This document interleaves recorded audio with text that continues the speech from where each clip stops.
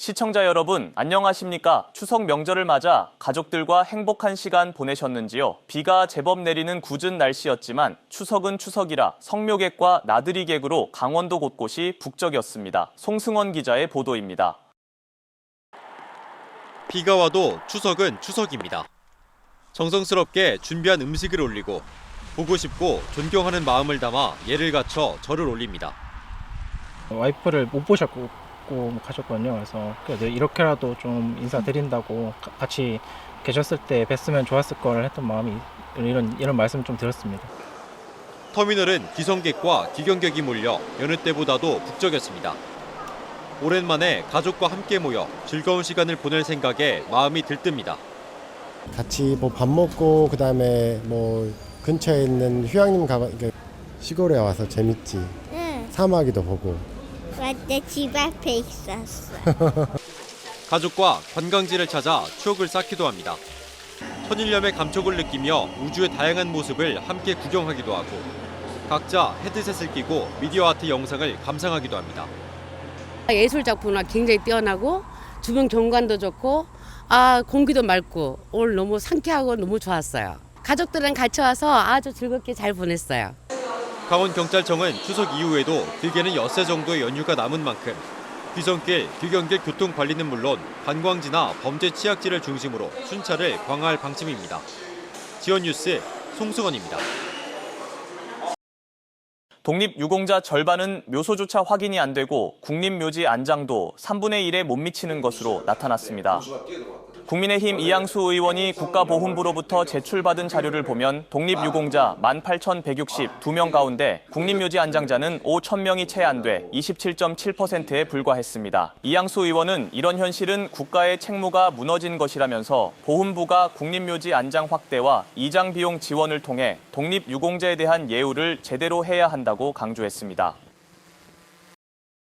속초시가 내일 시립박물관에서 한가위 민속 체험 행사를 개최합니다. 오전 10시부터 열리는 행사는 동그랑땡 만들기와 송편 빚기 등 명절 음식 체험을 비롯해 비석치기 등 각종 전통 놀이 프로그램을 제공합니다. 또 오전 11시와 오후 2시에는 속초 시립풍물단의 공연도 열립니다.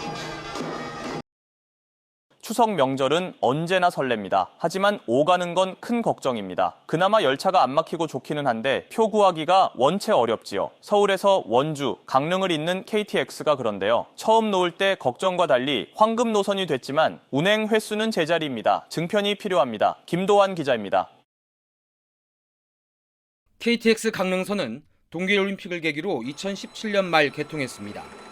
개통 직후 이용객 477만 명에서 지난해엔 672만 명으로 40% 이상 급증했습니다. 지난 설 명절 이용객은 41만 명으로 전년보다 2배 정도 늘었습니다.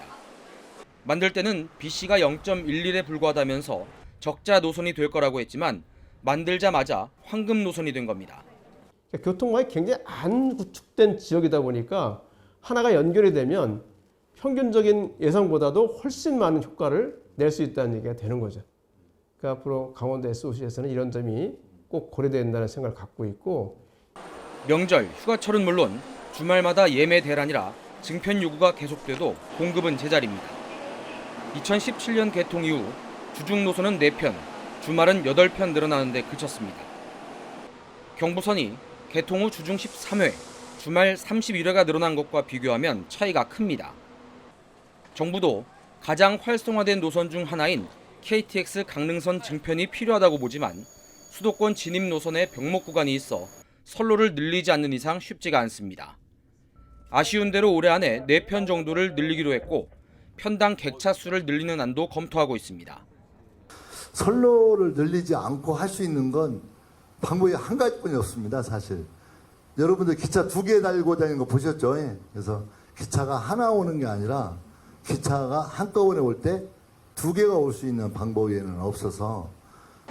국회 국토교통위원회 송기현 의원은 이용객 수를 늘리는 것도 좋지만 강원도민의 편익을 위해서는 열차가 자주 오가는 게 더 중요하다면서 정부와 코레일이 강원권 KTX 증편에 즉각 나서야 한다고 강조했습니다. 지원뉴스 김도환입니다. 강원자치도와 강원관광재단이 다음 달 16일까지 KTX 동해선 철도 여행 인증 이벤트를 진행합니다. 동해선 철도 여행 활성화를 위해 마련된 이번 이벤트는 동해선 이용객이 기차역과 열차 안 풍경 등을 찍은 사진과 열차 승차권을 인증하면 참여할 수 있습니다. 추첨을 통해 백화점 상품권과 편의점 모바일 상품권 등 다양한 경품을 제공합니다. 속초시가 귀여인의 주거 지원을 위해 운영하는 귀여인의 집 입주자를 모집합니다. 대상은 속초시에 주소를 둔 5년 이내 귀여어빈 또는 귀여 예정자로 연 116만 원의 사용료를 납부하면 1년간 거주할 수 있습니다. 입주 희망자는 오는 17일까지 속초시 해양수산과를 방문하거나 우편을 통해 신청할 수 있습니다.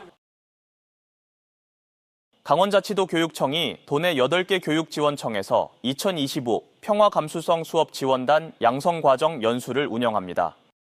이번 연수는 도내 학부모 200여 명을 대상으로 학교폭력 예방과 평화로운 관계 회복 중심의 학교 문화 확산을 지원하기 위해 마련됐습니다. 연수 이수자들은 지역별 학교 현장에서 평화 감수성 수업 진행을 참관하고 오는 11월부터 보조 강사로 평화 수업 지원단 시연에 참여합니다.